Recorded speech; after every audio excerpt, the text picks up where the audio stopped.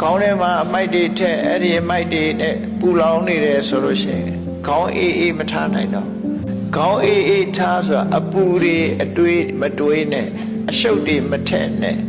မြူနီစပယ်အမိုက်ပုံကြီးမဖြစ်စေနဲ့ကိုယ်အုံနောက်ထဲမှာ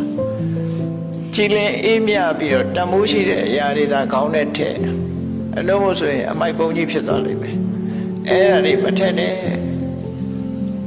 ဝုန်းကိုတော့ချောင်းချောင်းထားခြေထောက်ကိုတော့နှွေးနှွေးလေးထားလို့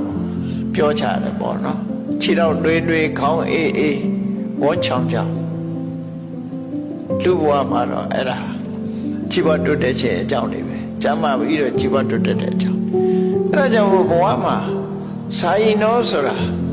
စဉ္ញသုံးသက်တရားရမယ်ကိုယ့်အခြေအနေကိုစဉ္ញသုံးသက်တရားငါလှုပ်နေတာဘာတွေနဲ့အချိန်ကုန်နေသလဲငါဘာလှုပ်တဲ့သလဲဆိုတာကိုအမြဲတမ်းစဉ္ញသုံးသက်ရမယ်ဒီတဲ့အစင်းမြင်လို့နိဗ္ဗာန်ရချင်တယ်ဆိုလို့ရှိရင်တော့ဘယ်ရာမှမမြဲဘူးဆိုတာကိုသိရစဉ္ញနဲ့